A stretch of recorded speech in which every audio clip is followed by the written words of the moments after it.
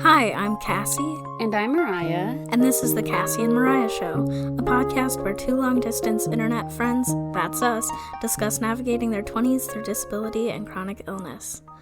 Mariah, how are you? It literally feels like it's been years. I'm doing good.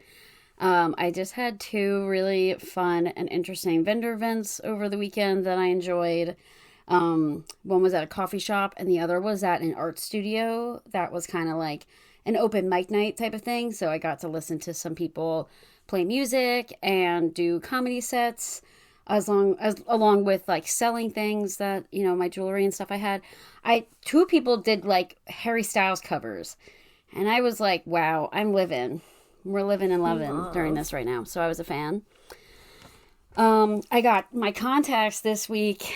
The saga is over. I finally got contacts. Not wearing them right now. You can tell, Cassie, because I have my glasses on. But it's so funny to go from not wearing contacts to, like, I used to wear contacts all the time in high school.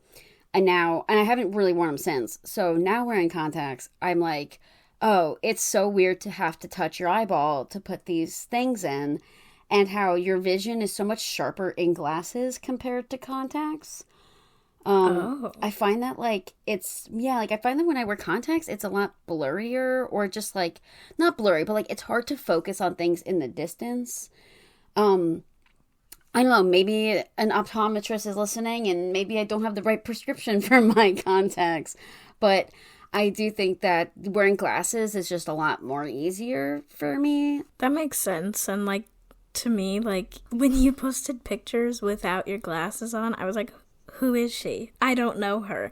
And like I had been thinking about getting contacts last year when I went and got my eyes rechecked, mainly because of the whole sunglasses issue. Yes. But I just was too lazy. I would have had to go to another location to get fitted and trained on how to use them and whatever. And whenever I would call them, there would be like 30 people on hold. And I was like, no, I'm not waiting. And I would leave a voicemail and they wouldn't call me back. And I just, I gave up on it. But I might think this summer about going the prescription sunglasses route. I had the same issue with eye doctors in the past, and this time around is a little bit harder as well. And the only thing that saved me was that I was able to book an eye doctor appointment online, because if I did it over the phone, the eye doctor closest to me had no availability until literally October. So I was like, okay, well, I'm not waiting all summer. So I ended up going to one that was a little bit further away. And last week when I went to go get fitted again for the contacts, because I had to get fitted a few times because they had to order the right trial sizes for my eyes, because I've got really dry eyes. They only were able to squeeze me in last week because I had a cancellation. Otherwise, I would have had to wait until May. And I was like, oh man, like my whole thing is I wanted contacts for Disney. So I was like, I can't wait till May. I need them now. So I was able to get them. And I do think wearing sunglasses, being able to wear fun sunglasses, is really the biggest trade-off. Because, like, I would have the tinted lenses on my glasses when I was in elementary school. And I remember coming in from recess and looking like a dad that was just barbecuing outside on the grill, all sweaty, and I got my sunglasses on and stuff. So I hated that they took so long to change back to the normal lenses. And I don't think I'd be able to do the transition lenses now, but I do think the prescription sunglasses are the way to go. Like, if you were to not to get contacts and just get an extra pair of glasses like that, I think that's a good idea. Thank you for your advice on this pressing matter. Please come to me for all your eye needs. Speaking of Disney, I had an appointment / call today with their accessibility services. Because when I go to the parks, I was like, hey man, like I have really bad chronic pain. Like my POTS symptom of being where like if I stand for too long and my blood like goes to my legs and the bottom of my feet, I can like pass out. And like, I just have really poor circulation. So I think standing and walking is going to be really hard for me to do at Disney. And they were like a lot more accommodating than I initially thought. I guess because it's called DAS, DAS. Their DAS services on the online are kind of hard to understand, like, when you're reading it. But then when you actually, like, have the phone call with somebody and then, like, have the conversation with another person for, like, pre-planning some of your rides and stuff like that, it just turned out to be a lot better than I thought. So I was glad that it wasn't going to be such of a headache. Because I just was worried that I'm like, I know that I'm physically going to be, like, more worn out as the days go on. So I'm like, I really didn't want to be experiencing so much pain while I was in the happiest place on earth. But yeah, I'm glad that that's not taken care of. And now I can go to Disney and see the mouse and try to find Walt Disney's head underneath the floorboards. I'm going to have a great time. Is there a fast pass for that? Is there a fast pass to pet the head? Yeah, isn't it funny that we, like, expect the fucking worst when we're asking for accessibility? I mean, like, I literally said to you, I was trying to not sound happy or anything in the call. Because I was like, you know, again, I don't have any, like, visible disability. A lot of the time people just think that I'm faking it, as we had this conversation last week. So I was like, okay, I literally have to be monotone and, like, be completely emotionless almost, just for them to take me, like, a little bit more seriously, because I'm like, oh, thank you so much, like, I can't wait to go on Slinky Dog Dash type of thing. Like, I cannot sound too happy, because, like, what if they're like, disabled people are actually miserable and you're a little too happy right now.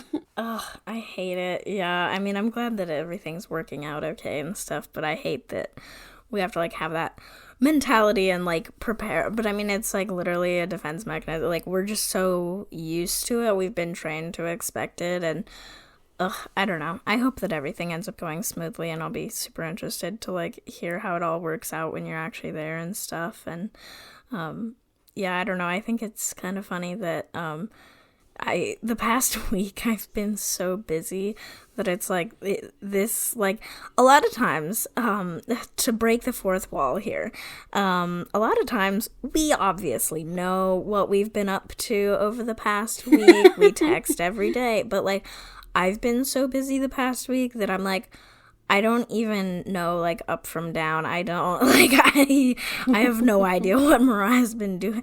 Like, I know nothing, and so it's nice to catch up, you know? Thank God we have a podcast.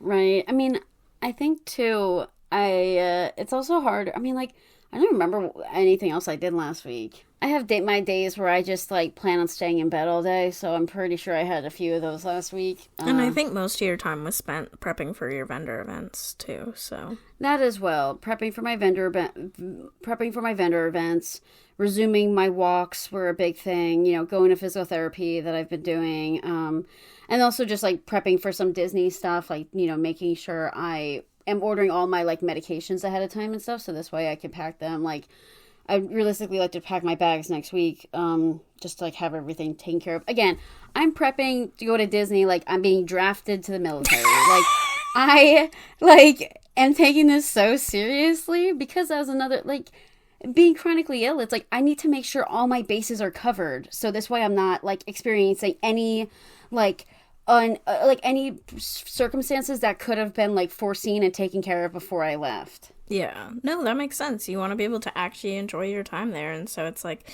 at least, like, all of this, like, prepping beforehand stuff can hopefully help with that and make it possible that you can just truly enjoy yourself while you're there. Yes. But anyway, Cassie, what's up? What have you been up to? You know, I wish I had, like, anything very exciting to report. Honestly, most of the past week, has just been, like, so I have class on Mondays and Wednesdays, and then pretty much aside from that, my life is a lot of just on my days that I don't have class, it's a lot of taking my mom to doctor's appointments, and, like, I feel like I haven't talked a ton about, like, caregiving on the podcast, mainly because it's, like, kind of a part of my identity in life that I'm still, I don't know, coming to terms with and, like, learning how I want to talk about it, because I think it's very different than, like, other parts of my life where it's, like, my own personal thing. Like, when it involves another person, like, I just want to be, like, thoughtful in how I talk about it. But, yeah, some unexpected health stuff came up for my mom last week that resulted in several days in a row of doctor's appointments. And so thankfully my dad was home one of the days and was able to take her, because that day I was once again at the Capitol. I was Capital Cassie. Hashtag Capital Cassie. I will not. Yeah. It's trending on Twitter. I was at the Capitol again for a transportation future day of action lobby day thing. Basically, there was, I don't even know, I think there was like 50 or 60 of us who were there to meet with a bunch of state legislators about the interstate bridge replacement project. This is so niche beyond what any of our listeners care about. Whatever. But basically to be like, please don't spend like $7 billion on building this massive bridge. Anyway, it was a thing. It was very fun. It was honestly very, like, it really, like, filled me up. Like, it was nice to be, like, around a bunch of people who also care about this stuff, or also, like, fighting for the same thing. I will say that day ended with a lot of, like, reminders of just how, like, entrenched, like, the faults of our political system are, in terms of, like, people being deep in the pockets of, like, the freight lobby people, like the trucking, I'm forgetting what it's even called right now, but, like, you know, like, freight lobbyists, like, you know, people who literally, it's their motto is profits over people, not people over profits. So not literally, but that's how it feels. And so it was kind of a bit of a bummer to end the day, like, just kind of being reminded of that after watching, like, a committee meeting. But nonetheless, it was still nice to do that. And yeah, I'm, like, glad that everything worked out with, like, my mom still being able to get to her appointment. But then it's like, I had to wake up at, like, 4:45 that day to go to Salem because we needed to be there so early, and I was carpooling some other friends, and then the doctor's appointments were also like 5 a.m. wake ups, so that was a very painful couple days. It also resulted in me being late getting my homework done and stuff like that.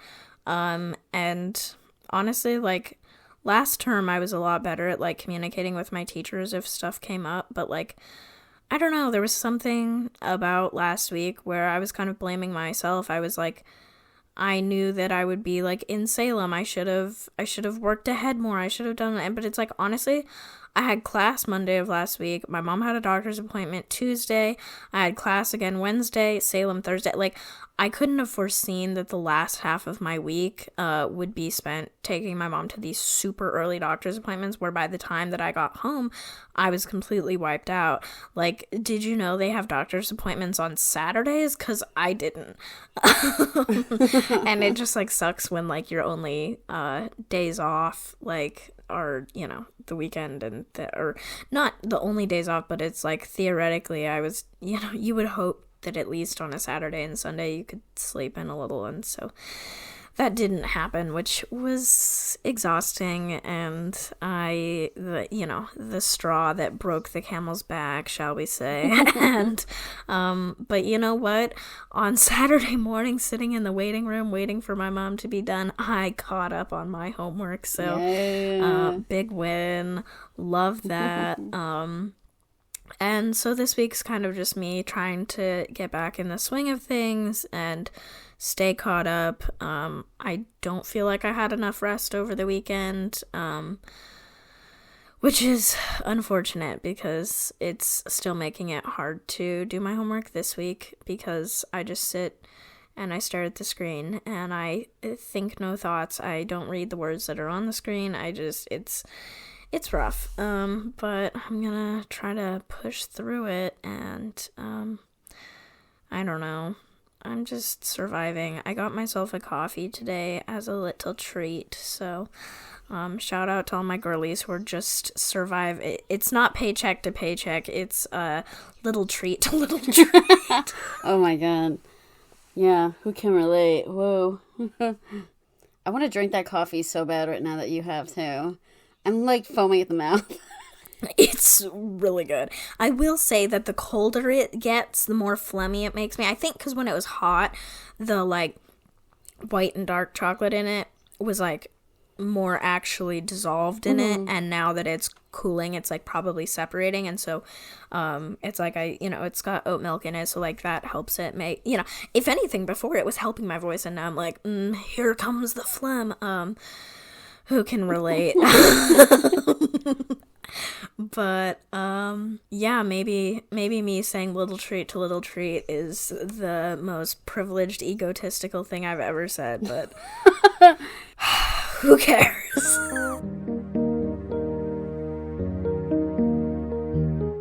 But, extremely related to your Disney accessibility stuff, today we're going to be talking about travel. Today we're talking about travel and, favorite places to go, the reasons why we do or don't travel, any, accessibility roadblocks we face along the way. Cassie, I feel like you got some good things geared up here that would probably, set us off on a really nice foot. I'm always interested in your APMA's journey. That was part of your life. Oh my god. I see that little award in the background of every time that we FaceTime. How could I not mention him? That thing stares at you before you go to bed at night. That is so funny that you say that because, okay, so for context on what Mariah's talking about, in 2017, when I founded Half Access, a large part of my motivation for getting it off the ground quickly was that Hopeless Records had their nonprofit subsidy was doing they had a grant to give out for the first time ever, I think. I think they had done other stuff historically, but this was their first time, I think, giving out a grant, and, the question was, if you were given, this is roughly what I remember at least, it was if you were given $10,000 to make the world a better place, what would you do with it and why? And it needed to somehow connect kind of the music community with whatever your cause was, or just somehow related to the music community, was their idea at the time. And so I had just come up with the idea for Half Access at the time, and so I had applied, ended up winning. That's the grant that helped kickstart Half Access, make it so we could design our website, all of the things. And so I was, part of it was they were doing it in connection with the Alternative Press Music Awards, which were still happening annually at that point. And so they were held in Cleveland, Ohio. And so when I won, I was flown out to because I guess at the time I didn't know or kind of realize this, but it was the APMAs in the past had given out an annual philanthropic award, usually I think to a musician who had done that had their own nonprofit or did a lot of charity work or whatever, just to recognize that or whatever. And so that year, instead of doing that, they were giving that award to whoever the recipient of the grant was. And so that is the statue, the literal actual music award that I have in my room, which is, it used to intimidate me so bad because getting an award before you've actually done the work, ooh, all I did was come up with an idea. And so it felt like I had to live up to this idea and to receiving this award and stuff, and so it intimidated me for a long time. But obviously by now I feel like I have very much achieved the thing. I've done the thing. I've earned it at this point, and that's fine and fair. But that was my first time going on a plane, being flown, because so my family, we could never afford, it just was never a thought, never an option for us to fly anywhere. That was just never a thought. I think a big part of it too was I don't know, having a disabled kid, I mean, I'm sure plenty of families with disabled people fly places, do things all the time. It was just, like, not in the books for us, and so being flown out to Cleveland was my first time, being on a plane, and, really going, and the only states that I've been to are Oregon, where I live, and Washington, because it's right there, and now Cleveland, Ohio, which is so specific, and and I don't really count, like, the layover places. We laid over in DC, but all you're doing is running from gate to gate, so that's not very exciting. And then on the way home, we laid over in Chicago. It was all very uneventful. And, like, even it doesn't even really feel like we were even in Cleveland, because it's like you're there, you get settled and acquire food, you go to bed, you wake up, you do the APMAs, you go to bed, you go home. Like, it was very, very fast. And yeah, but it's like when I was being flown out, it was not public that I had won, that I was going. I couldn't talk about my experience as it was happening. You can talk about it now. A chronically online person, was killing me. It was killing me. It's like I think I posted Instagram stories with no captions, just being like, Washington, D.C., like, Cleveland, Ohio, like, just like, no context whatsoever. And so, it wasn't announced until literally the day of the award show that I was there and that was happening. But honestly, the reason I'm most excited about us talking about this is because this is something that comes up a lot for me, is people asking me, do you want to go to this place out of state? Do you want to stay the night at this place? And oh my God, is it going to be nice to be able to be like, please go listen to this podcast episode that actually explains it all, because it's just, I don't know, nobody is ever asking for justification. Nobody's ever asked, but I feel like it will be nice for people to know, because I always feel like I need to explain myself, even though, I don't know why I feel like that, because nobody is ever like, why don't you do this? But I feel like it's just like, because it's so normalized for people to travel and go places and do things, especially when there's the financial support to do it or whatever, that then it's weird when I don't do that, which I think is probably mostly just internalized ableism.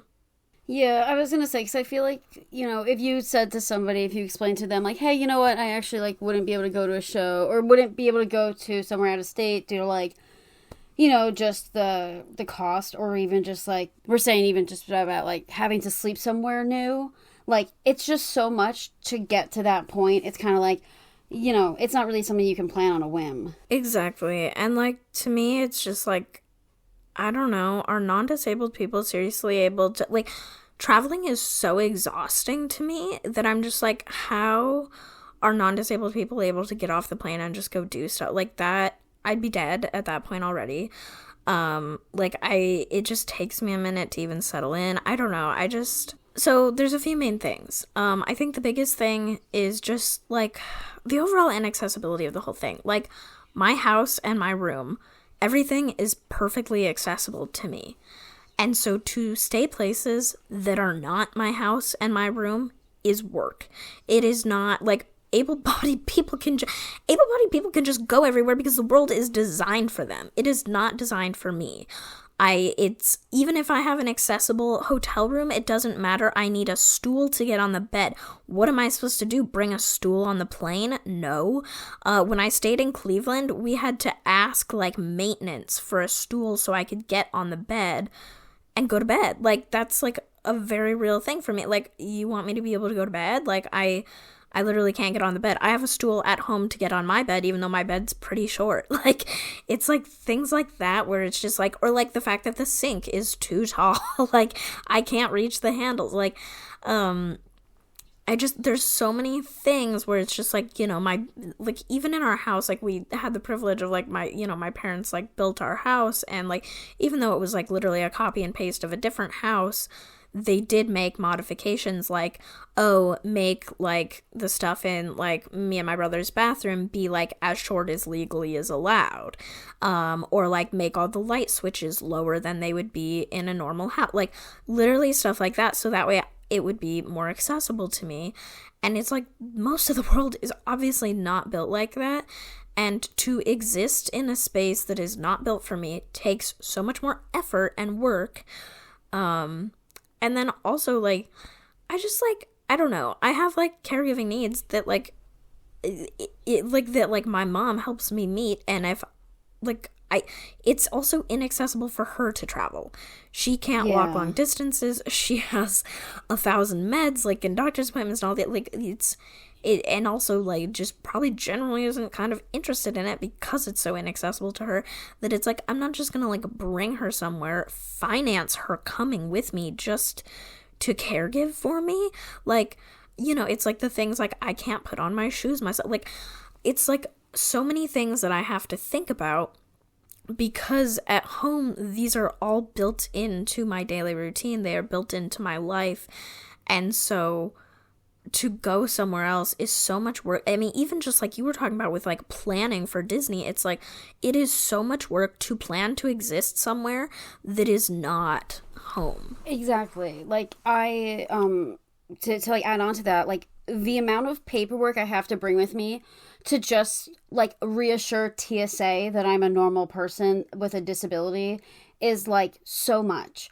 Like, I have to make sure I have all my medicine, like all my notes from doctors for like my treatment supplies and for my medicine, and just like the anxiety I have with that, because like when I went to like California a few years ago, our bag goes through the scanner and then you get pulled aside because now they're searching your entire bag because something came up, and it's always like my nebulizer because it's this like strange, huge like object. And it causes me so much anxiety to stand there and watch them sift through my bags, because I'm like, if there's a bottle of medication that doesn't have my name on it, like, okay, well, this is now up to like a subjective thing. Like, is this going to be able to come with me type of thing? Or like my vials for like my treatments and stuff. Like, I have to make sure that they're in like the sealed package. Like I'm going to use 4 vials of one of my inhaled medications, but because it comes in a pack of 30, I have to bring all 30 with me in a sealed bag. So I'm like, now that's another extra thing I have to fit in a carry-on bag. That's not like a little sleeve of things I can bring. I have to literally bring the entire sleeve of medicine with me. And it just causes me so much stress that I'm like, oh my God, like having to bring any of this stuff on a plane is just like, it makes me so worried. I don't want to get anything thrown out before I get there. Exactly. And like, speaking of like bringing things, I'm pretty sure that when we went to Cleveland, so at the time it's like, I was mostly just using my manual wheelchair. And so we took that, which was fine. Like, it's, because one of the biggest things to me with planes now is all I see on Twitter is horror stories of pretty much every disabled person who has ever flown has had their mobility aid destroyed, and it's been a complete fight with the airline to get them to pay to fix it. And like, I'm pretty sure that when we went, because it's like you said, it's like, you can only take so much stuff. Yeah. Like, you can only manage so much stuff. I'm pretty sure that when we went, I didn't even take my crutch. That means that when I was walking around the hotel room, my mom was having to hold my hand when I needed to walk from the bed to the bathroom or whatever. Like, I would pretty much just be in my wheelchair because, like, we were going to manage my manual wheelchair, and we were going to hold our stuff, and my mom was going to push me, and I was going to hold my crutch. Like, no, like, that just wasn't going to happen. And, like, if I were to take a plane now, I would take my scooter. Well, my scooter comes apart in a million different pieces, so even though they wouldn't be taking it apart, I'm sure that the likelihood of it coming apart somehow, because they'd screw something up, would destroy it. And it's like, imagine getting to your destination and finding out that your mobility device is broken. Like, it's like so just not even worth it to me anymore. like the thought of it. Like I used to, when I was like 16, I totally had the like, I hate my hometown, I want to get out of here, mentality. And now I'm just like, wow, I'm so grateful to live in such a beautiful, amazing state that has like so many like diverse, like it's like, you know, Oregon is like so big where it's got like the coast, 2 mountain ranges, Yes. like, or maybe 3, I don't know. I don't, they don't teach geography in school. people, no comment on the current state of politics and education, but, but it's like, you know, I'm very grateful to live where I do, because it's just like, oh my God, none of this seems worth it to me. It's like, I don't know, the stool thing, like, because that's the other thing about the stool thing. Not only do I need a stool to get in my bed, but it's like if I want to take a shower at home, I sit on my stool. Accessible hotels, I guess, maybe now that I think about it, have like shower stools, but usually they're too tall for me. Because that's the other thing, is a lot of accessibility stuff. Like when we stay in accessible hotel rooms, usually that means the toilet is about 6,000 feet taller than a non-accessible toilet, because for like older people or normal height disabled people, it is easier for it to be closer to their normal standing height or whatever, so that way they're not like having to, you know, squat low, I guess. Like to me it's just like climbing a goddamn mountain to take a piss, and I just personally am so sick of it. Like it's like, not only is the world not built for me, but even when it's built accessible, it's built for normal height disabled people. It's just, there's so many things working against me, and apparently I've just been waiting to rant about it for a long time, because it's just all this pent up, like, I wish that I could explain all of this to people very succinctly, but I can't. There's so many, it's like, it is systemically difficult for me to travel. It is like, just the accessibility conditions for me to easily travel do not exist. Yeah, exactly. Like you were saying before about those horror stories of like the mobility aids on planes and stuff. Like that's always just such a, I can't imagine like dealing with something so scary like that, getting to your destination and your item being broken. Like that's the last thing anybody would want. A few years ago, I was planning a trip to travel outside of the US to go to Europe, and that was so nerve-wracking because of another thing of having to go through like international like customs type of situation, like, you know, and also like outlets in other countries are not the same as the ones in the US, obviously. So if I were to use my nebulizer in another country, I have to make sure I have the right like voltage hookup. And that was something that scared me because of the reason of like, if my nebulizer short-circuited while I was out there, would I even be able to get another one? And if I got another one, it would probably be a European adapter, so I couldn't even use it back at home.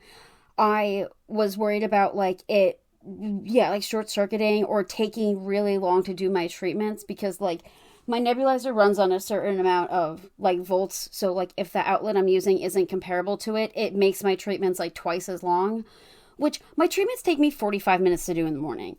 That's a long time to just be fucking sitting there. So like when I'm going to Disney, although our group is planning on waking up at like 7 a.m., I gotta wake up at 6 a.m.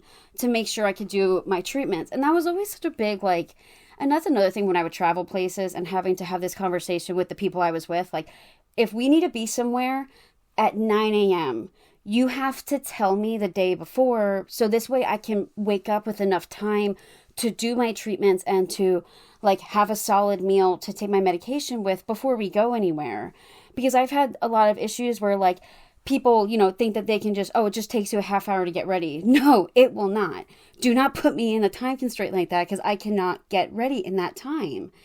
And that has caused many of little spats with people because they don't get it and refuse to learn. Well, and I think that's a really big thing, though, is like usually it's like it's not like we can travel alone, really. And so when we do travel with people, it needs to be people who are compatible and understanding of our needs, because like, you know, if you want to like travel and go somewhere, okay. Also, this is maybe the most like sheltered thing I've ever said, but low-key, what do people do when they travel? This sounds so bad, but I'm just thinking about how, like, I don't know, even when you're, like, hanging out, like, where you live, it's like you're pretty much just paying money to eat food 3 times a day and kind of looking at buildings the other day, which, like, sure, fun, I guess, but I'm also just like, I don't know, I feel like a lot of things that are travel-y are so able-bodied people. It's like, oh, we're gonna go on this hike, we're gonna go climb this mountain, we're gonna go I don't know what people do. I actually just genuinely don't know, because I think at this point I've just accepted the fact that, like, I'm not, like, probably gonna really travel much, ever, really. But it's like, yeah, I think there's, like, the whole compatibility thing, because it's like, I mean, I think that's really, I mean, other than literally all the accessibility stuff, like I said, and, like, it's literally just easier to exist in my house than it is to try to stay somewhere else. Like, I think that the fact that it's like, no, literally I would have to travel with somebody who can meet my caregiving needs is, like, probably the biggest thing. And I guess, like, the other, like, I think, like, probably, honestly, the biggest, like, internalized ableism thing is just, like, like, I haven't even, like, publicly talked about, like, what half of my caregiving needs are. My, like, internalized ableism, like, has not let me. But it's just, like, I don't know. It's such a barrier, because it's like, oh, like, people will be like, oh, I'm going to this conference in whatever state. And it's like, okay, that's cool. Sure, there's, like, travel scholarships and whatever. But, like, I would need, like, a whole other person to come with me. And at this point, like, my mom's the only one who helps meet my needs. So, like, I just don't know when I would ever travel, because traveling is also inaccessible to her. So it's just, I don't know. It's like, I don't know. I guess at this point I've accepted it mostly, I think. Like, I just, like, I'm pretty content. Like, I used to want to, like, go a bunch of places, and, like, I still have, like, a list of places I want to go, but it's like, I think the time that, like, this stuff comes up the most is especially, like, with in-state trips, like, because Oregon is so big. Sometimes events or whatever will be, like, a couple hours away, and to me it's so much easier to drive 3 hours home at the end of the day than it is to bother staying the night. Because if people are staying the night because they don't want to drive home that night, and that's it, like, to me, that is, like, for them it may be a convenience and make their life easier. For me, it's more work. Exactly. Like, it's like, you can't just, like, spontaneously, like, book a hotel room. Like, you need to make sure you have, like, an accessible unit. Even what you said before about having to ask a janitor for a stool to get into your bed, that is already enough to be like, you know what, it's not worth it to stay anywhere. Just go home. Like, if you could stick it out the drive, then stick it out the drive, to be in your own home and to be in your own bed. Because it's like that headache alone, and just the fact of, like, yeah, like, the toilets being too high, or, like, a sink, not be able to wash your hands by yourself. It's like, well, okay, guys, like, have fun staying at your hotel tonight. I'm just going to literally go home and go to bed. Exactly. And, like, for all of these reasons, as well as the financial aspect, most of the trips that I've been on in my life have been in-state, and especially, my great aunt used to live on the Oregon coast, in Florence, because my whole, like, mom's side of the family would go ride four-wheelers on the dunes all the time. And so when my aunt retired, she moved out there. And so when she lived out there, it's like, she specifically, like, had a bunch of guest rooms so that way people could come stay and stuff. And even when the whole family would go down, like, we would all just, sleep in sleeping bags in the living room or whatever. And then it's like, my mom's cousin, like, also lived, like, down there. And so it's like, honestly, most of my trips growing up, it's just like every year we would just literally go visit them once or twice a year. Because it was a free place to stay and it was only a few hours away, and it's like, that was always super accessible to me, because it's like, well, the family's going, like, my needs are met, like, right. It's a place that I'm consistently familiar with, and, like, as you go places repeatedly, like especially to like families' houses or stuff like that, it's like you create accessibility conditions in those spaces. So it's like even when we go visit my grandparents for the day, when I sit on their couch, they're like, here's a pillow to go behind your back, here's a footrest to go under your feet, like, because I suck at sitting on couches. Like, it's just like, that is the level of like accessibility considerations that exist when you're like having to exist outside of your house. But it's like, you know, I love that like I've gotten to explore so many parts of Oregon because it's cheaper to explore where you live, and because it's more accessible, and like my family was able to go and stuff. I mean, because it's like, yeah, I mean, like literally most of my like overnight trips have been to the Oregon coast. Most, if not all of them. We went camping a couple times, and we would just like stay in family members like trailers or whatever, because don't even get me started on the inaccessibility of camping. But yeah, other than that, it's like I've been to Seattle once. I think we stayed the night once, and that was for the One Direction concert in 2013, which fell on my birthday. So we were like, well, if we're going to Seattle and I've never been to Seattle, then we're gonna make a trip out of it. Which, you know, it was fun. I mean, okay, now I'm starting to remember what people do in other cities. Because we went on the duck boat ride, which is like this bus thing that like then turns into a boat. So you like go around, I think it was Puget Sound. I honestly don't know. Again, geography, don't ask me. And then we like went to like I think it was like what is it, Rock and Roll no, not the Rock and Roll Museum, or maybe that's what it was. I don't know, there was a bunch of Nirvana stuff. I feel like it's called Mopop, and that the kind of main exhibits change, which makes sense, because I feel like that's what museums do. Wouldn't know, don't go to a bunch of all you're finding out is that I'm extremely uncultured. I don't know anything about geography. It's just getting embarrassing at this point.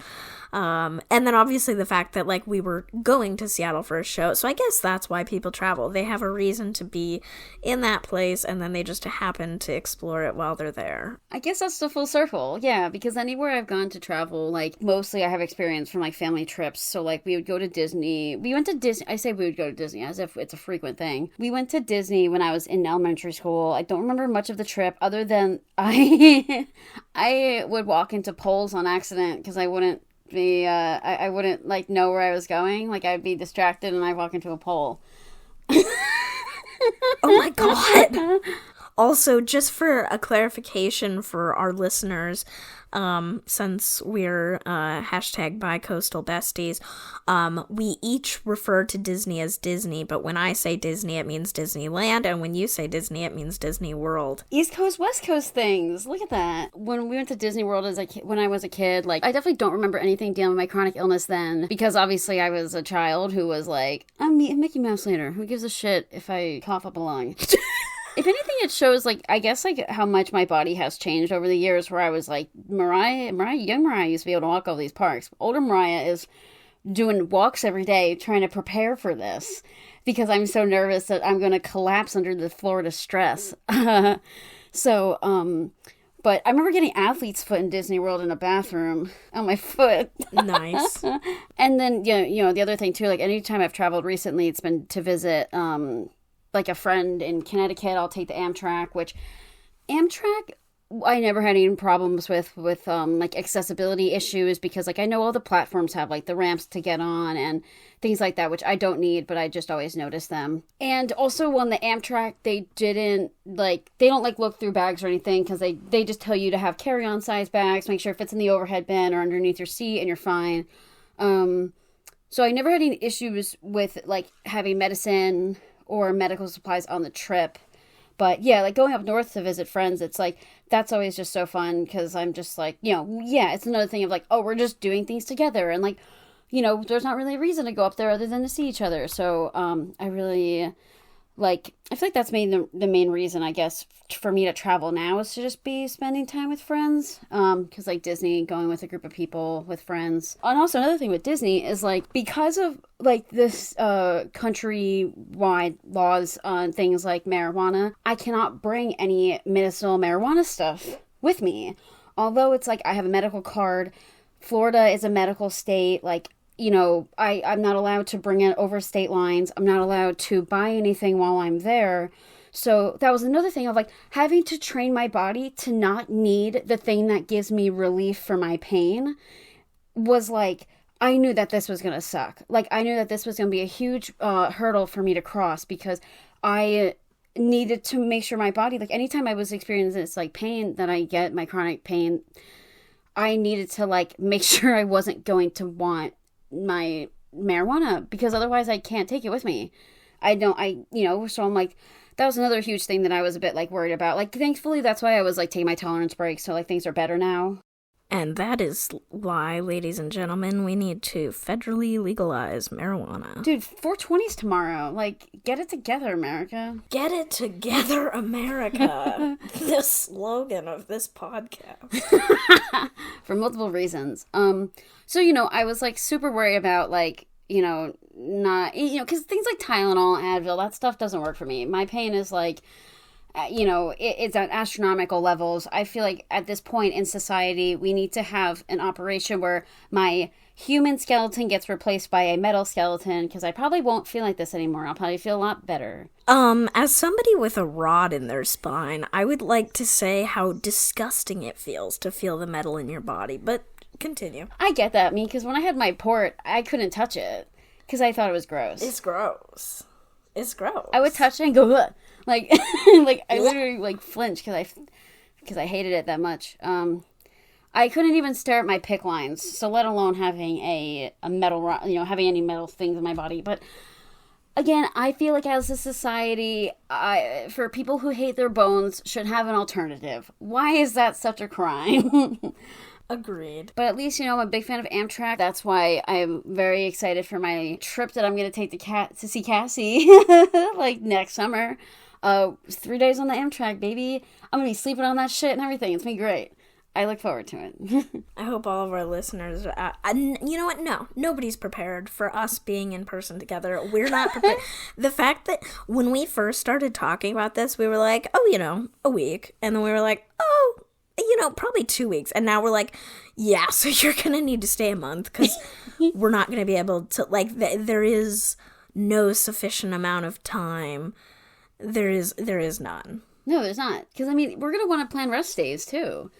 We're going to plan days where, like, exactly. I'm going to curl up at the foot of your bed and take a nap. So, like, we need to have, like, our rest days built in.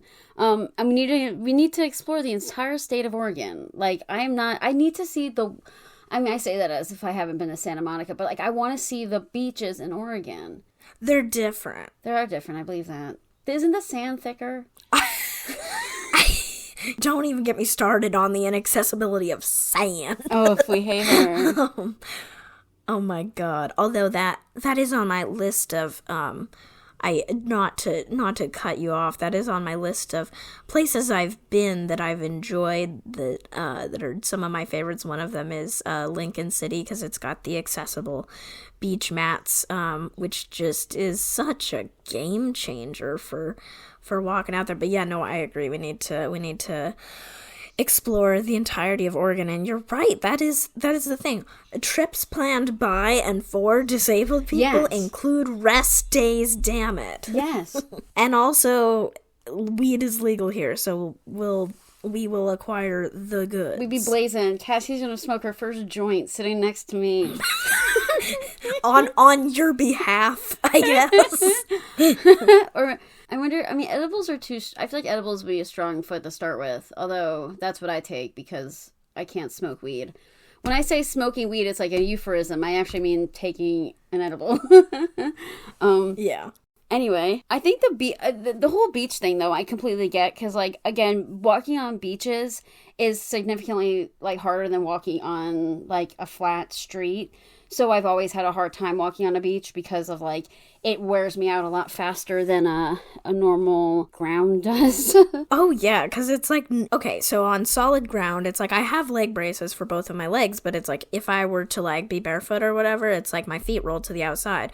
So it's like even though I would be walking with my shoes on the beach and, like, my leg braces, it's like my feet still have a tendency to want obviously want to roll to the outside, even though I have leg braces. So throw that on some uneven sand, and it's just like, I don't roll an ankle, but it feels like that. It feels like I'm walking on rolled ankles.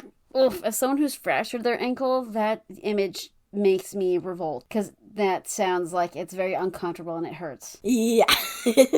But what are some other places, Cassie, that you've been to? Give me some faves. So my favorite place in the world, as somebody who has not gone a lot of places, is the Painted Hills in Eastern Oregon. I think genuinely it is because it's the quietest place I've ever been to.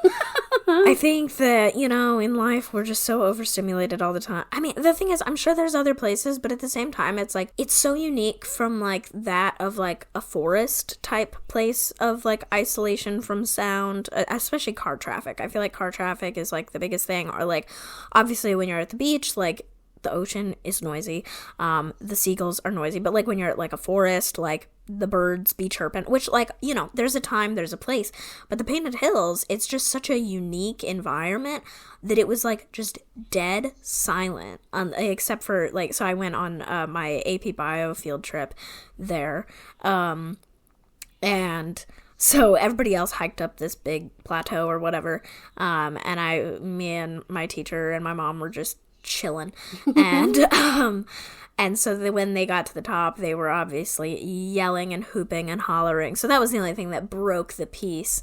But so that's definitely one of my faves. And then one of my other faves that I haven't been to since like middle school is Wildwood like recreation area, which is like up towards Mount Hood. It's basically just a foresty area next to, I think it's a river, I don't think it's a creek, or maybe it is a creek, I don't know, some flowing body of water, and it's just like, it has like paved trails through the whole thing. It has like this part where you can look under the body of water. It has like kind of these like boardwalks that go out and like look over water, and just like natural spaces, and it's just like, I just, like, nobody, obviously, like, the Pacific Northwest, everyone's like, I love hiking, blah, blah, blah, and it's like, I would love to be able to go out in nature more, but it's like, very few people, I mean, there's actually an organization based, mostly out of Washington, but they do some, like, regional and national work, called Disabled Hikers, and they, like, do, like, it's like the half access of hiking. They do, like, trail guides for accessibility, but there's just not a lot, I don't think, on Oregon right now. But it's just like, I would love to know like more places where I can go. I think Wildwood is an especially special one, because the other place that I want to go and check out is there's a paved trail in the gorge, but it's literally next to the interstate. So there's not really much that's peaceful about that. I'm sure it would be beautiful, but it's like the car traffic, the pollution, just everything about that is a little sad to me. But I think any opportunity to find paved trails, things like that, I think would be nice to, like, find more of that. And even, like I said, like, I've explored most, like, I've either driven through or spent time in most of the towns on the coast, and there's this one little pull-off area that's just like a picnic site or whatever, and it just happens that, because like we had been looking for places where, because of the inaccessibility of the beach, where we could just park and stare at the ocean pretty much, or have like really close access to the ocean, type of thing. And we just happened to pull off on this one little spot where there is a paved path that goes down to a Cassie height bench. Like, it's like a normal height people would probably be annoyed. It, like, my feet touch the ground, okay? And it is the most beautiful, perfect spot ever, and it is, like, that's probably, it may be tied with Painted Hills for my favorite spot. It is so peaceful, so relaxing. The fact that and it's, all it is because it's accessible to me, like that. Yeah. That's, like, such a big thing, but what about you? Where have you been in the world? Where have I been in the world? You live in New Jersey. You got that small state privilege. I got that small state privilege. You can drive through the entirety of New Jersey, I think, in probably 2 hours if you go over the speed limit on the Garden State Parkway. Never tried it, but the options are there if you want to. So I've been to New York like plenty of times in my life. I always even just enjoy going there. I guess just like the vibes. Definitely it was always better to go there when you were younger because of the whole like, wow, magic of the city. Like going to New York during Christmas time and seeing the big like art pieces that they install on the streets with like stacked ornaments or big snowmen and stuff like that was always just so like, and seeing like the ice rink, that's in front of the Empire State Building. I think that's where that is. Geography. Geography. Don't know her. Don't really care to know her. So I just always really liked going to New York when we were younger, or like when I was a kid. And even like the few times I've been to Central Park were always just a little bit like, this little green spot in this very big city. I also think of it in the same sense of being like, this is so polluted here. Like, I'm surrounded by trees, but, like, I don't think these trees are beating the smog in the city. What I always think was funny is, like, I've flushed my port in a New York City subway, and I've flushed my port at Central Park, because it was, like, I was going to a show in New York that was, like, an outside summer show, and my port was accessed. I had my, my little ADA spot in the front of the concert venue, like, in the front of the stage. And I remember sitting on a park bench and like my medication that I was using at the time, like for my port, so it's like the intravenous like tube that hangs out of my chest.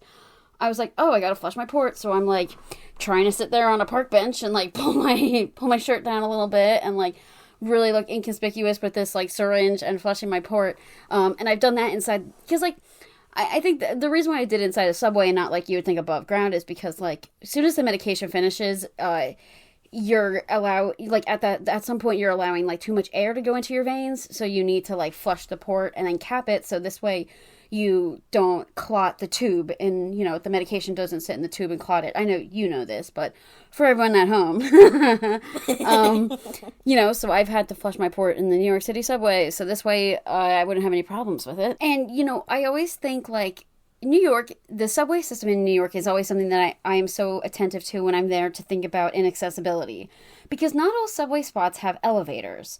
So, like, when you need to get to a specific stop, you have to kind of go, like, down the street to even find the elevator, which, like, a lot of times the entire subway system is built around, like, the concept of stairs.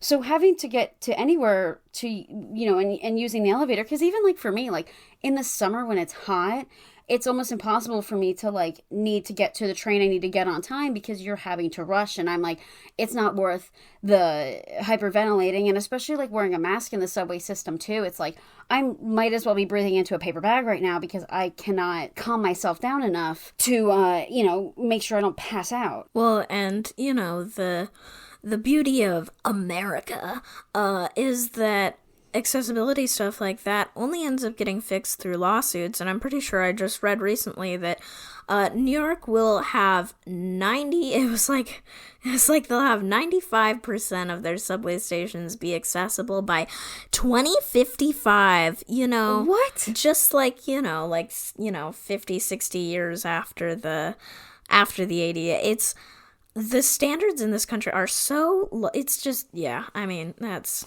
yeah. But yeah, you pop off about it, Bessie. I support you.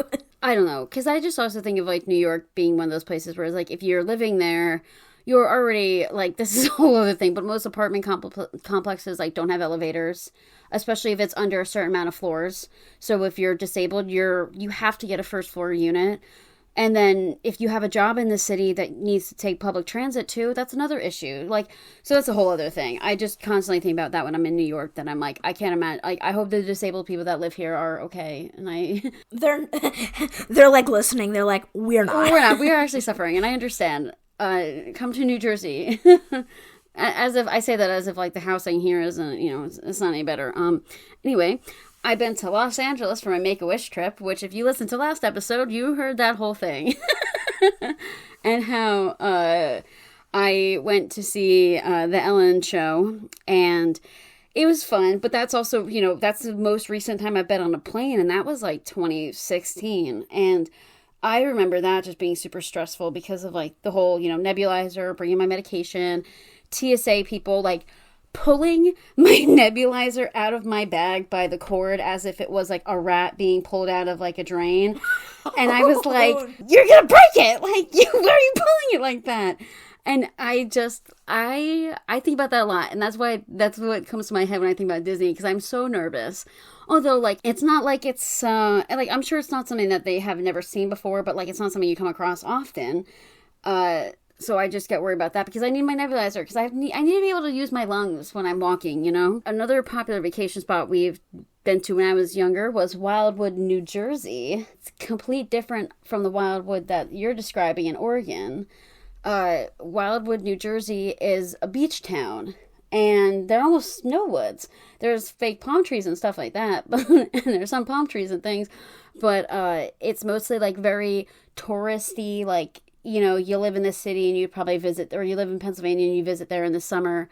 Lots of hotels and things like that. And that's another place where I remember when I was younger being trapped in an elevator in the hotel we were staying at because of the power going out during a thunderstorm.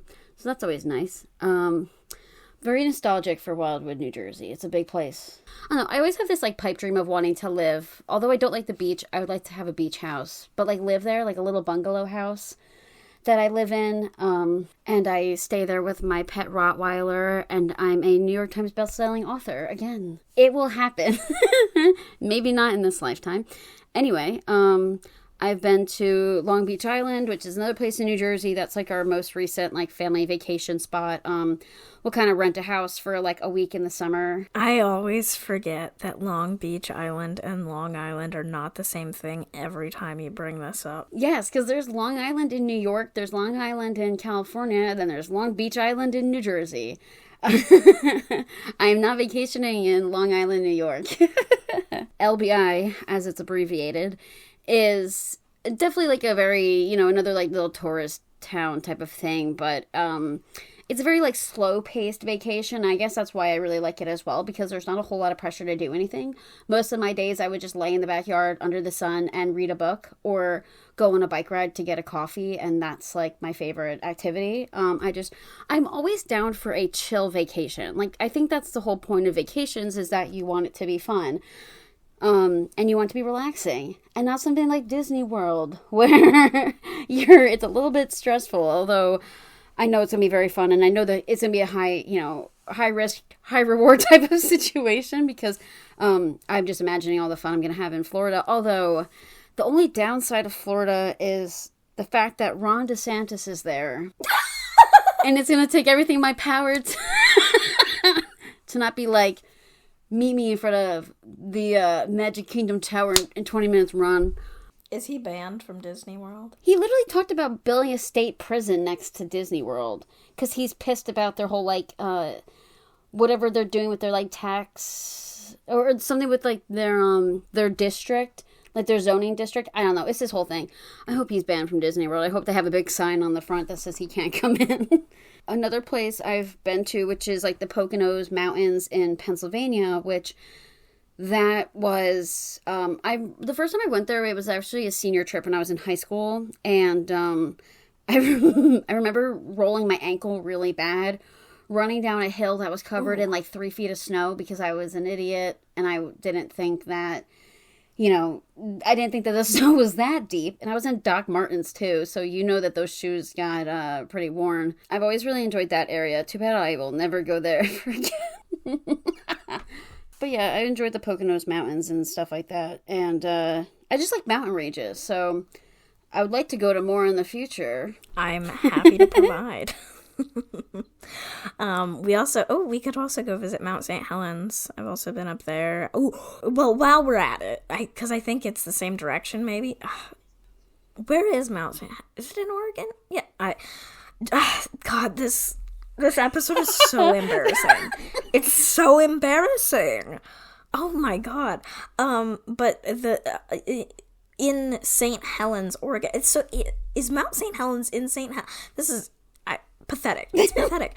But in St. Helens, Oregon is where Halloween Town was filmed. It will not be in decoration, and it's pretty underwhelming, but if we're in the area, I could show you that. I mean, to be frank, I've never seen any of those movies. So I don't care if we don't go.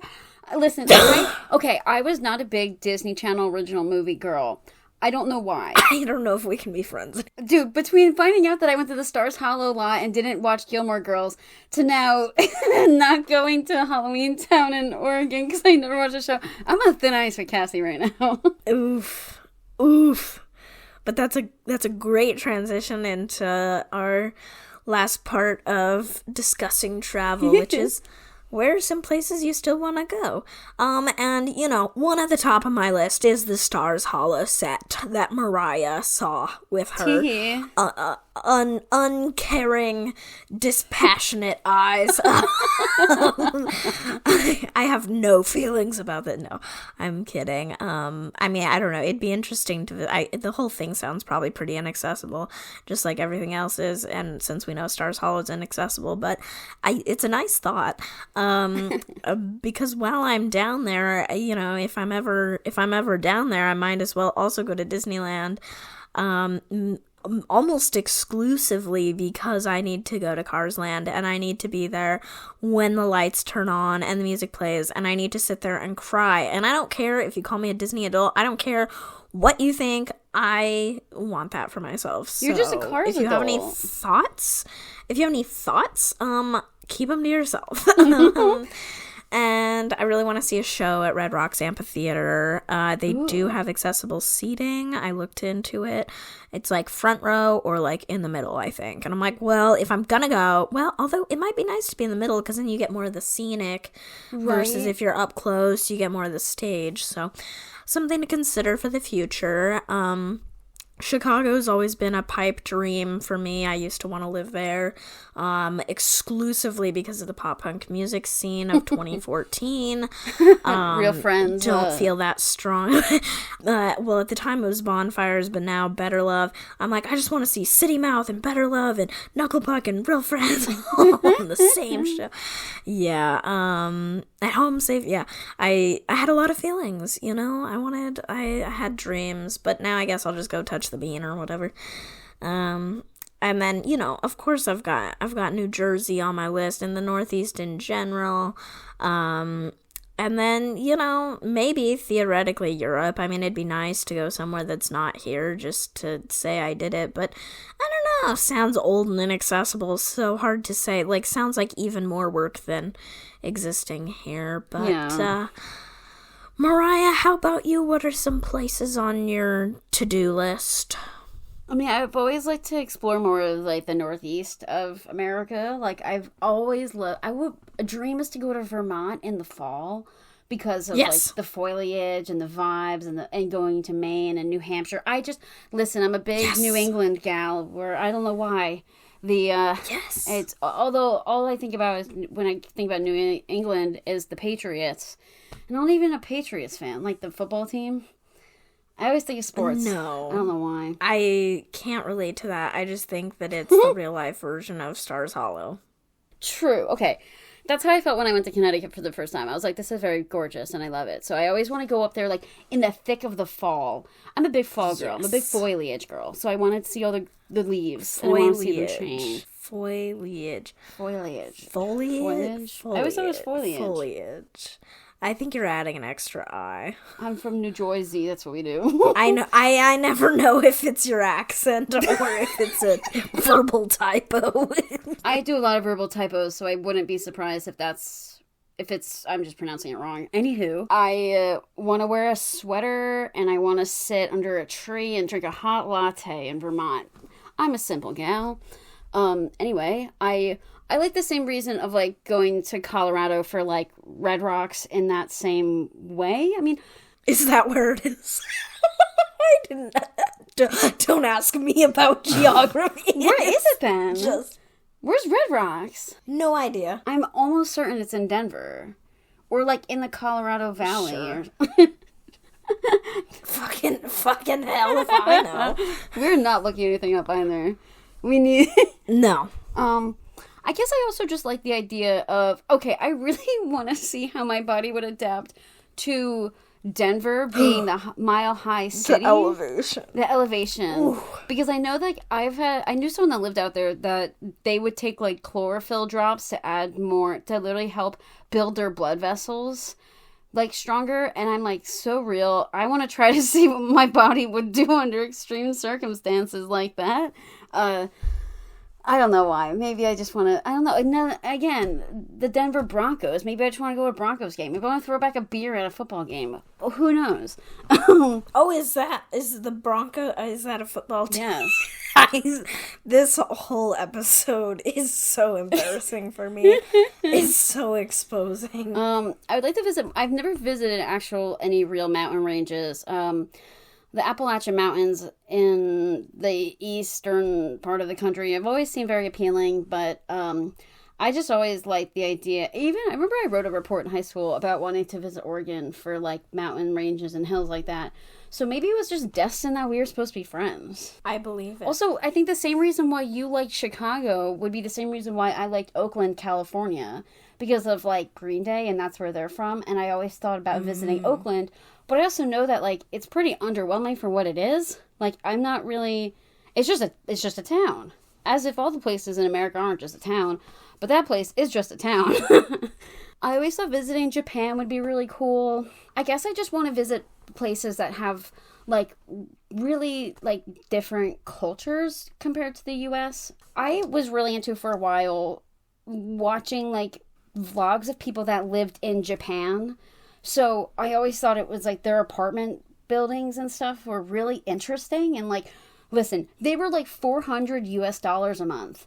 Like, for a 1-bedroom apartment that had your own washing machine, had a kitchen, like, had the amenities in it. And I like the idea of how some of these people were able to be, like, Americans who lived in Japan, who taught English, and they were there for work. So, like, you stayed with, like, other, like, Americans in, like, the same type of apartment complex area, and, like, it was just something, I don't know, like, going to a 7-Eleven in Japan always looked like it was better than going to a 7-Eleven in America. I love that, though, because, yeah, I think, you know, other than, like, Europe, I think Japan would probably be another big one for me, especially because of the transportation system. Right? Although I know it's like, even trying to understand accessibility in the US is hard enough, like in other states, but like other countries it's just like a whole other thing. But yeah, right. I think Japan would be really fun and cool and different. Yeah, and like I think another cool place would be for me to visit would be like Italy, or I would love to visit Ireland. I like to see the cliffs and the fuzzy cows. And I think the Ireland weather is really nice because it's very gloomy, and that's my vibe. We're now at the end of the podcast, and we have a segment for y'all. Whoop, whoop, whoop. We have a segment. We have a segment, and it's the Now Playing segment, which if you remember from our first episode, it was there too. Cassie's dabbing, I'm hitting the whip. We're repeating a segment. Cassie, what's now playing for you? What are you into right now, media-wise? You know, not that I have much time because of homework and all the 1,000 things I do, but I've been getting up early enough to eat breakfast before class, and so one of the things I like to watch, well, there's a handful of YouTube things that I rotate through as they come out. Yes. The latest one is Mythical Kitchen's Last Meal series. So, like, the title of the video will be, like, Tom Hanks eats his last meal. And it's, like, the concept of, like, if you could have a last meal before you die, like, what would you have? And so, like, and then, like, the Mythical Kitchen crew will, like, recreate those foods. Because a lot of them will be, like, from restaurants or whatever. Or from just, like, other cities, so it's, like, they have to recreate it the best they can if they can't actually get the real thing, and so that's just, like, fun. I don't know, it's fun and interesting to watch. They're usually about half an hour, and so, I don't know, I think the combination of food and deep talking is very interesting to me, and it's, like, a similar reason that I love watching, like, Hot Ones, because it combines food and, like, interesting conversation. I don't know, I think food does something to people, which is obviously the premise of the shows. And And then I am somebody who really likes to watch podcasts, which is funny as somebody who records an audio-only podcast. But we're working on it. Maybe someday, maybe season 2, if we feel like cleaning our rooms. But otherwise, probably not. Sorry. Yeah, never mind, canceled. But the 2 podcasts I enjoy watching, one of them is called Perfect Person. I discovered it because of a different podcast. I watched The Tripod, which is like the Try Guys podcast. Miles like works for the Try Guys and like produces their podcast. And so he's like basically a part of every episode now. And so it's Perfect Person is his podcast, which is just so funny, and I'm just obsessed with it. And then I pretty regularly watch The Tripod, but it's especially been fun to watch lately because they one day randomly decided to be like, what if we just take the podcast in the car right now and go get coffee? And so then they started going. I think it's only been like 2 episodes worth that they've gone places, but they decided to call them plogs, like podcast vlogs, which is, I don't know, fun and interesting. I love watching like really low key stuff that makes me laugh because I just need a brain break. Yeah. And then I've been in my After Laughter by Paramore era because hard times, baby. Hashtag fake happy. Oh god. What is it? Don't ask me how I'm doing. I don't remember. I don't know the lines. Don't ask me how I am. Don't make me play pretend. Oh no. Oh yeah. Exactly. Yes. So love that for me. I've also been on my Harry's House game lately, mainly because I'm always in a rush kind of leaving for school. It's like, I'll be like, oh, like, okay, it's time to like get ready to leave. I'll like brush my teeth, and then it's like I blink and it's been 10 minutes by the time I'm in the car, and I'm like, so it's so much easier to just like, it's just the CD that's in my car is Harry's House. So like I don't want to screw around with my phone and getting a playlist up just for like a 15-minute drive. Like it's unnecessary. Right. I would rather cry to Matilda at 9 a.m. And then, I'm coming down off my Boy Genius peak, I think, finally. I think I really pushed through my listening over and over and over. And so I'm kind of neutralizing. It's kind of nice to like return to a state where I've spent the majority of this year listening to newer albums or new to me albums. And so it's kind of nice to be spending time with like old Paramore and like Harry's last record and stuff. Mm-hmm. Although I swear to God, I just saw that he's like done touring on Harry's House, and I never got to see him on Harry's House, and I just want to see Matilda live and throw up, but it's fine. Maybe someday. He's like the one person I'd throw on like a fucking hazmat suit and go see for an indoor show because I just need it. And then, last but not least, I played Animal Crossing for the first time in, I think it said 9 months or a year and 9 months. It said a very long time. All of my villagers, is that what they're called? It's been so long. Yeah. Okay, good. That's good. They were all roasting me. But it's fine. It was good for me. I played it like, did I only play it one time? I don't know. Maybe I played it 2 times. Which, for me, pretty good, pretty exciting. I needed to take a Twitter break last week because I was using it as a coping mechanism, so I deleted it off my phone specifically, and so I started flying through a paperback book because I needed something to read that wasn't Twitter, so love that for me. That is what has been playing. That is what I've been consuming. What about you? Now that you say the Twitter break thing, I do think I should delete Twitter off my phone right after this, because I started a book last week and I never finished it because I would just go on Twitter and that would be my reading, and it's like reading the worst things in the world. So that's inspiring me. Anyway, I also am coming down on my Boy Genius hyperfixation. I added like the songs I liked off the record to my driving playlist. So I'm like, cool, great, got like a good solid mix of songs on there. I sifted through that playlist today and deleted a bunch of stuff too. I added One Direction on there, and I'm really into right now, like early 2000 or 2000s, I guess it's not early 2000s pop punk hits, because the warm weather makes me nostalgic for Warped Tour and like the summer shows that would come to New Jersey and that array of things. So I've been really into listening to like early Blink-182, a lot of like one-hit wonder music, like Flavor of the Week by American Hi-Fi. That's just always a really good song. Really into The Offspring, which there's a song that I listen to. It's called Want You Bad. And the only reason why I like it is because when I was in middle school, I found a video. This was like before YouTube like copyright striked anybody who used a song that wasn't theirs in a video. So people would upload like iMovie videos that were like probably like 10 minutes long of compilations of pictures of Billie Joe Armstrong from Green Day with this song over it. And if you ever heard the song, it's like, yeah, obviously like an unrequited love type of thing. So of course, middle school Mariah ate that up.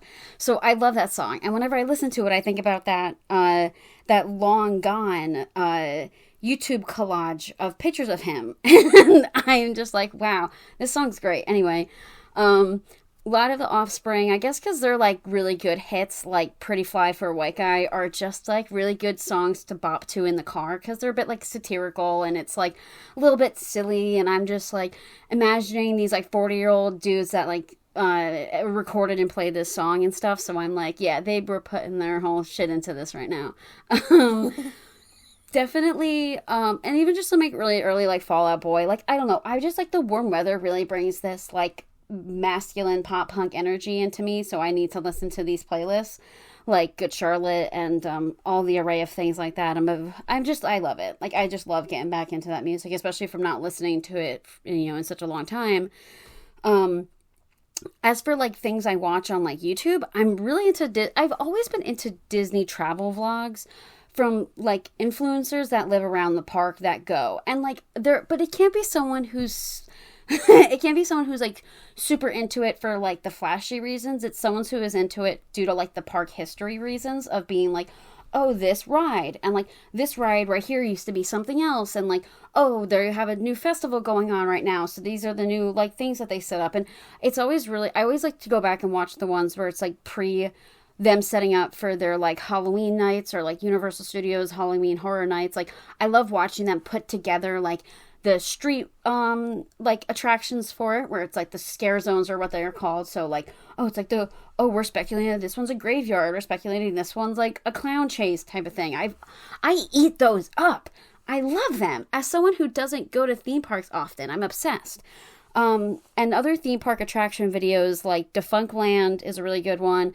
Theme Park History is a really good channel, where they just talk about the history of rides. Like, the recent one I watched was the history of Haunted Mansion in Disney World, and how Haunted Mansions and other, like in China Disney, it's a totally different theme than the Haunted Mansion that's in Disney World, and how there's the Disney World, I think it's like France or the European park, is like Western themed, because apparently like they're really into like the Western American culture, so it's like cowboys and stuff like that, which I think is hilarious. So I'm just obsessed with the different like theme park videos that have just shown like the ride throughout the years and like the whole like development process of the rides. Like, I just think that shit's the best. Like, I'm a history buff, but for like niche things like that, rather than like American history, you know? I love it. Well, that's a wrap on this week's episode. Be sure to follow the Cassie and Mariah Show wherever you listen to podcasts, at TCMS Pod on Twitter and Instagram, and look out for new episodes every Wednesday. Bye!